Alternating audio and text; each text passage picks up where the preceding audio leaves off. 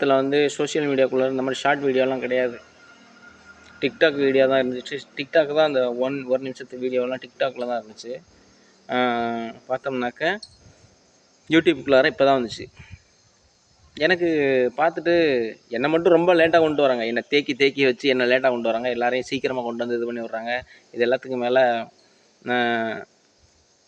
மறைமுகமாக எங்களை வச்சு அரசியல் பண்ணி ஒரு பக்கம் கலிஃபோர்னியா வந்துட்டு இந்த கூகுள் நிறுவனம்லாம் டிரில்லியன் கணக்கில் சம்பாதிக்கிறதும், இன்னொரு பக்கம் பார்த்தோம்னாக்கா அரசியலுக்குள்ளார வந்துட்டு தமிழக அரசியலுக்குள்ளார சினிமா துறைக்குள்ளார நிறைய பேர் எவ்வளோ சம்பாதிச்சுக்கிட்டு ஆளாகிட்டு வராங்க. நாங்கள் அழிஞ்சிக்கிட்டே வரோம்.